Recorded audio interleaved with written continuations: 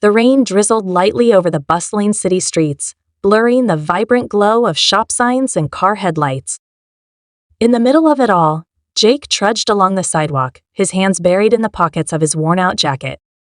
It had been his brother's jacket first, then his cousin's, and now it was his frayed at the edges, a little too big, but still holding up. Jake didn't mind. He was used to hand-me-downs. They were a part of his life, just like the part-time job he'd just finished at the corner diner or the stack of used textbooks waiting for him at home. As Jake turned the corner near his school, he noticed a familiar group of students laughing by the cafe. Among them stood Emma, the girl everyone knew, with her flawless smile, designer clothes, and the kind of confidence that seemed untouchable. Emma wasn't just rich. She was the definition of rich, flaunting her luxury bags and sparkling jewelry like trophies. Her laugh echoed through the air as she held court with her friends, each one vying for her attention. Jake quickened his pace, hoping to pass by unnoticed. But then, as if fate had other plans, Emma's sharp eyes caught sight of him. She tilted her head, her perfectly styled hair shimmering under the streetlights, and called out, "Hey, Jake! Nice jacket. What thrift store did that come from?" Her words cut through the air like a knife, and the laughter from her friends only made it worse. Jake froze for a moment, gripping the straps of his worn backpack. The humiliation stung, but he wasn't about to let it show.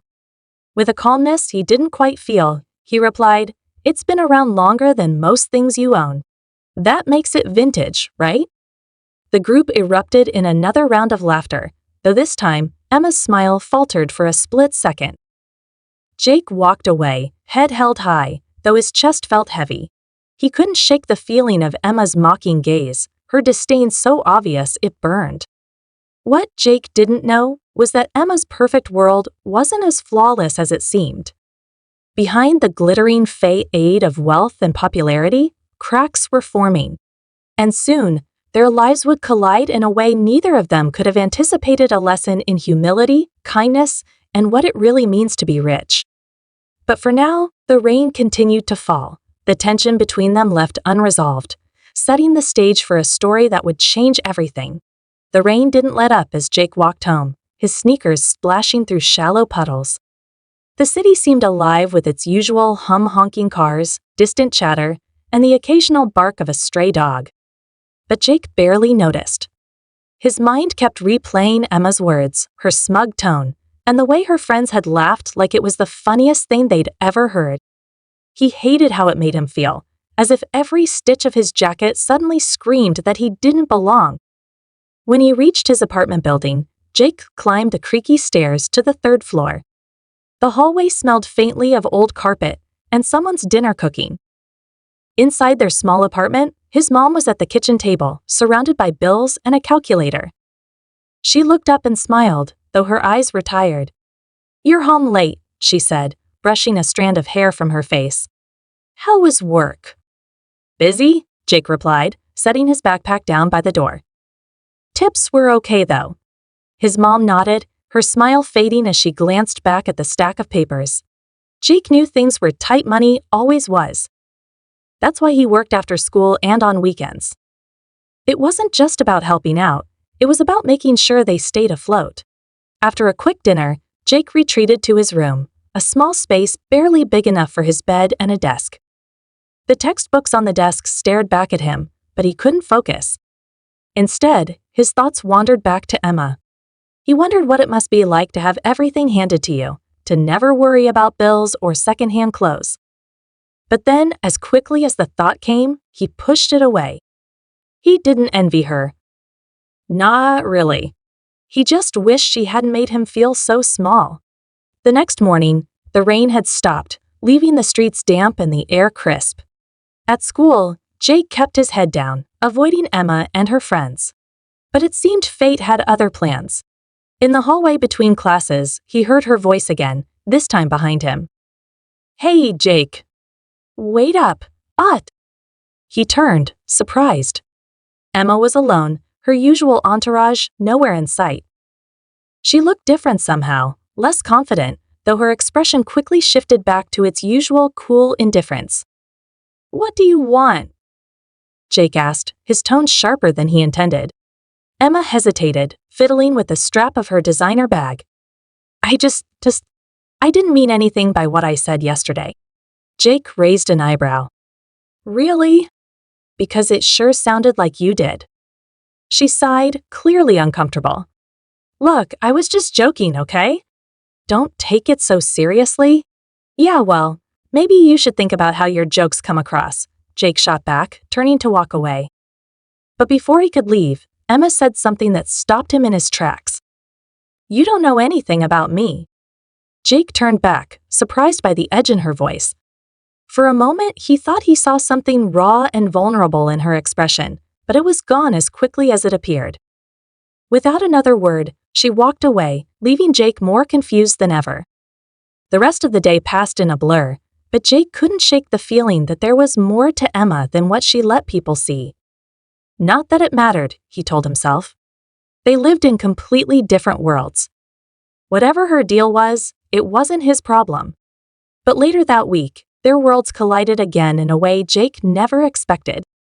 It was after school, and Jake was working a shift at the diner. The place was packed, the clatter of dishes and the hum of conversation filling the air. Jake was carrying a tray of drinks to a table when he heard a familiar voice. Jake? He turned to see Emma standing by the door, looking out of place in her expensive coat and perfectly styled hair. She glanced around nervously before spotting him. What are you doing here? Jake asked, surprised. Emma hesitated, then sighed. Can we talk? Jake frowned. I'm working. Please, she said, her voice softer now. It's important. Reluctantly, Jake nodded and gestured for her to wait. After finishing his round of tables, he joined her outside. The cool evening air was a welcome relief from the heat of the diner. What's so important? Jake asked, crossing his arms.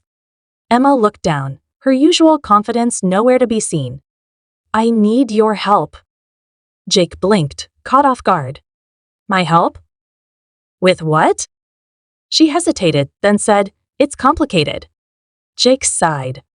Look, Emma, I don't know what kind of game you're playing, but it's not a game. She interrupted, her voice cracking. I wouldn't be here if I didn't have to be. The raw emotion in her voice stopped Jake in his tracks. For the first time, he saw past the designer clothes and the flawless exterior. Emma looked scared, vulnerable. Okay, Jake said slowly. What's going on? Emma glanced around as if making sure no one was listening. Then she said something that made Jake's stomach drop. I think someone's following me. Jake stared at her, unsure if he'd heard her right. Following you? Like stalking you? Emma nodded, her eyes wide. I don't know who it is or what they want, but I keep seeing the same car outside my house, at school.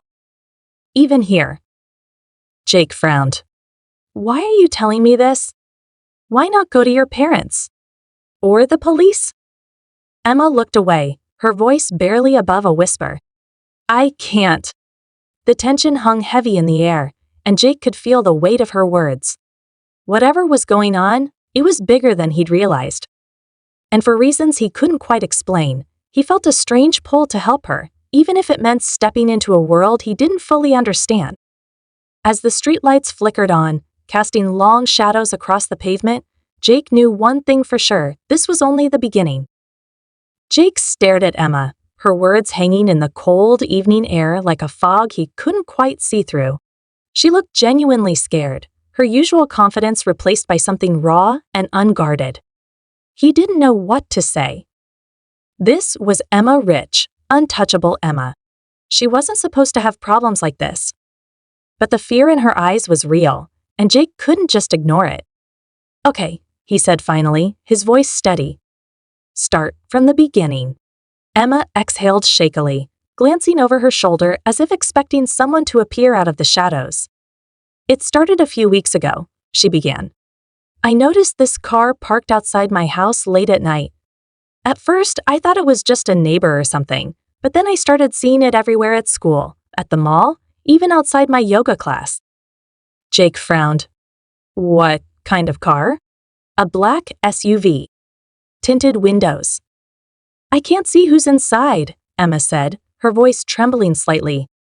I told my parents, but they brushed it off. They think I'm being dramatic, that I'm just imagining things.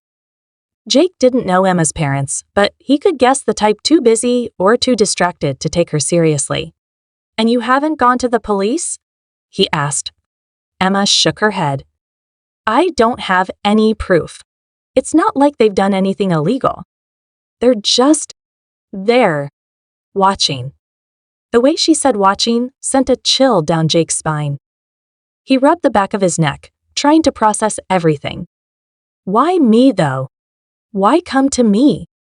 Emma hesitated, her gaze dropping to the ground. Because you're the only person I can think of who won't judge me. Everyone else either wouldn't believe me or would turn it into some big drama. Jake wasn't sure whether to feel flattered or annoyed, but he pushed the thought aside. This wasn't about him. Okay, he said after a moment. I'll help you. Emma looked up, her eyes wide with relief. You will? Will? Yeah, Jake said, though he wasn't entirely sure what he was getting himself into. But we need to figure out what's going on first. Next time you see the car, call me. Don't do anything on your own. Emma nodded, her shoulders relaxing slightly. Thank you, Jake. Really? Jake shrugged, trying to play it cool. Just be careful, okay? The next few days passed uneventfully, but Jake couldn't shake the feeling that something was coming. He found himself looking over his shoulder more often, his senses heightened. He didn't tell anyone about Emma's situation, not his mom, not his friends. It wasn't his secret to share, and besides, he wasn't sure they'd believe him. Then one evening, his phone buzzed. It was a text from Emma. It's here. Outside my house. Jake's heart skipped a beat.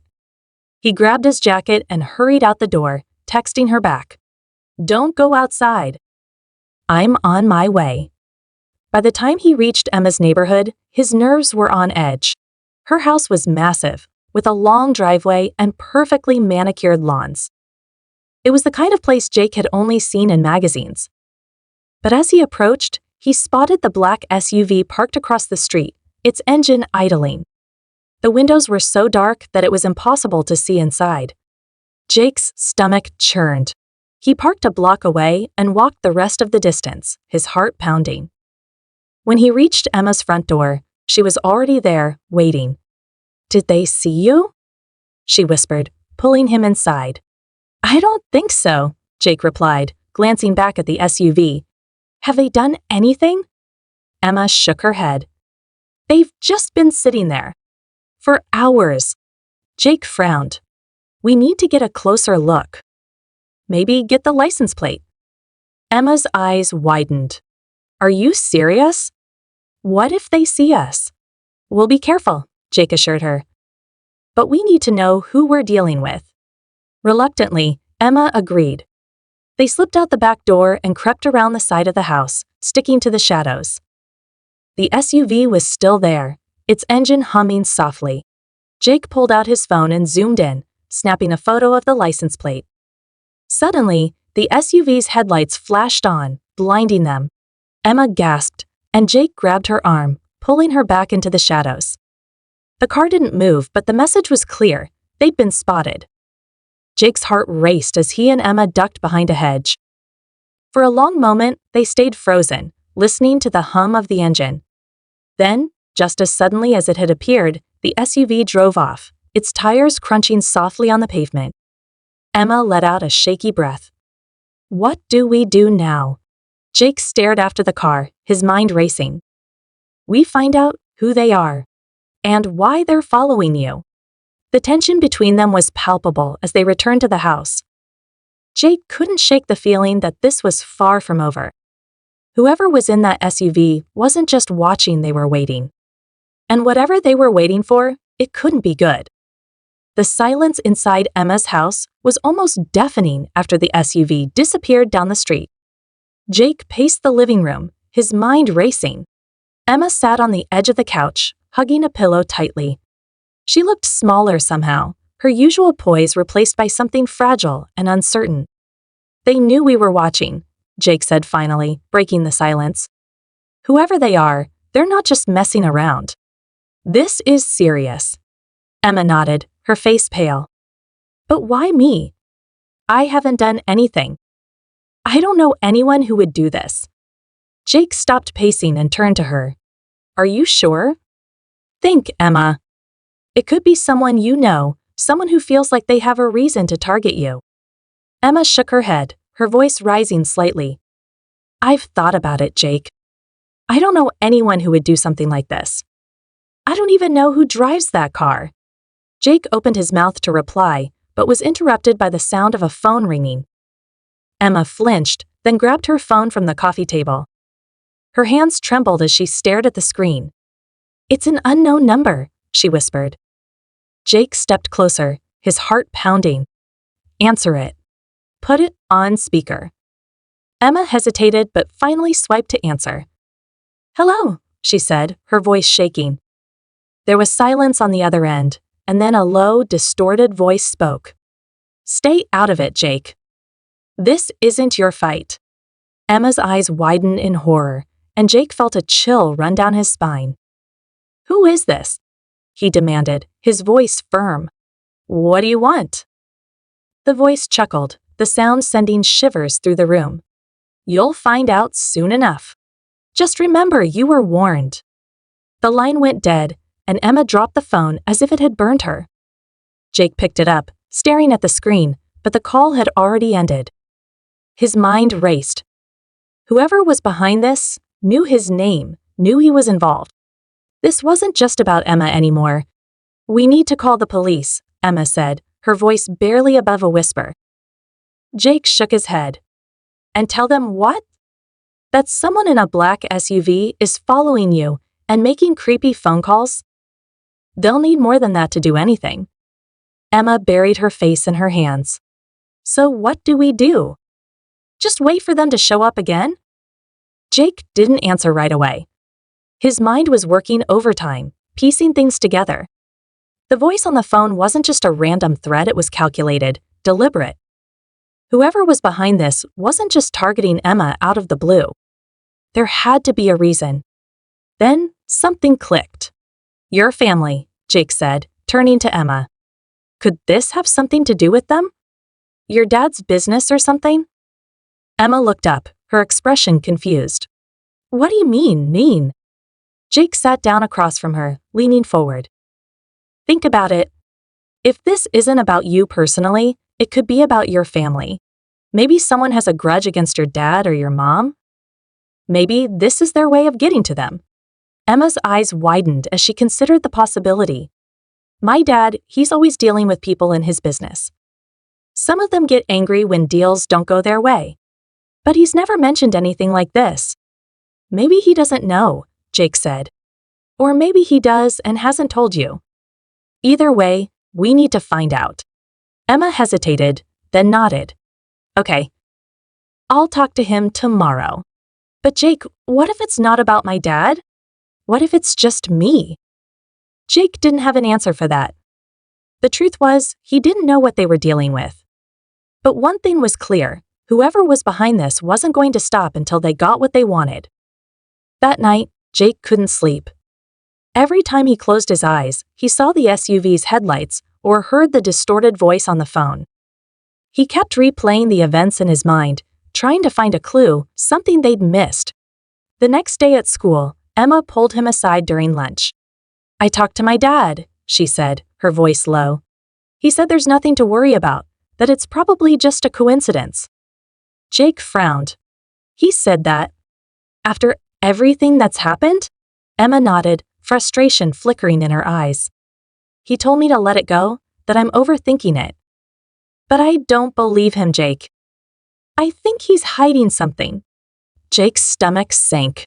If Emma's dad knew more than he was letting on, it could mean they were in deeper trouble than they realized. But before he could respond, Emma's phone buzzed again. She pulled it out, her face going pale. It's another text, she said, showing him the screen. The message was short but chilling. We warned you. Now it's too late. Jake felt a surge of anger and fear. Whoever was behind this wasn't just playing games anymore, they were escalating.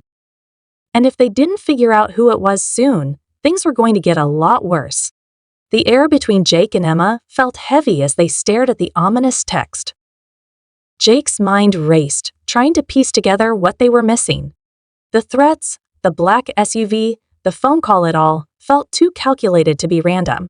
He glanced at Emma, who was gripping her phone so tightly her knuckles had turned white.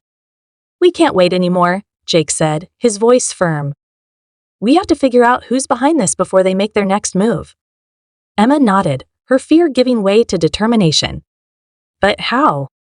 We don't even know where to start." Jake thought for a moment, then pulled out his phone. "The license plate. I took a picture of it, remember? Maybe we can track it down." Emma looked doubtful. "How? We're not exactly detectives." "I know someone," Jake said, already typing a message. "A guy from work. He's good with this kind of stuff." Emma didn't ask questions, and Jake didn't offer any more details. He sent the photo to his coworker, a tech-savvy guy named Marco, and explained the situation in vague terms. Within minutes, Marco replied with an address. "It's registered to a warehouse on the outskirts of town," Jake said, showing Emma the message. Emma's eyes widened. "A warehouse? That sounds shady." "Exactly," Jake said. "If they're using it as a base, we might be able to find out who they are and what they want." Emma hesitated. "You're not suggesting we go there, are you?" Jake met her gaze. "Do you have a better idea? If we wait, they'll just keep coming. This might be our only chance to get ahead of them." Emma swallowed hard but nodded. "Okay, pay. Let's do it." That evening, they drove to the address Marco had given them. The warehouse was in an industrial area, surrounded by empty lots and towering fences. It looked abandoned, but the faint glow of a light inside suggested otherwise. Jake parked a safe distance away, and they approached on foot, sticking to the shadows. As they crept closer, Jake spotted the black SUV parked near the entrance. His pulse quickened. This was it. They were in the right place. "What now?" Emma whispered, her voice barely audible. Jake scanned the area. "We need to see what's inside. Stay close." They circled the building, looking for a way in. Finally, they found a side door slightly ajar. Jake pushed it open slowly, the hinges creaking softly. Inside, the air was cool and smelled of oil and dust. The faint hum of voices echoed from somewhere deeper in the warehouse. They followed the sound, their footsteps silent on the concrete floor. As they rounded a corner, they saw a group of people huddled around a table covered in papers and laptops. At the center of the group was a man in a dark suit, his back to them. Emma gasped softly, and Jake turned to see her face pale with shock. "What is it?" he whispered. "That's my dad," Emma said, her voice trembling. Jake's mind reeled. "Your dad? Are you sure?" Emma nodded, her eyes fixed on the man. "What is he doing here?" Before Jake could respond, the man turned, revealing a face eerily similar to Emma's. His expression was cold, his eyes sharp as they scanned the room. Jake pulled Emma back into the shadows just in time. "What's going on?" Jake whispered. "Why would your dad be here?" Emma shook her head, her breathing shallow. "I don't know. Dunno. He told me there was nothing to worry about." He lied. The voices grew louder, and Jake strained to hear. The man in the suit was giving orders, his tone clipped and authoritative. "Make sure the next delivery is on schedule. We can't afford any mistakes." Jake's stomach dropped. "This isn't about you," he whispered to Emma. "It's about whatever your dad is involved in." Emma looked like she was about to cry, but she held it together.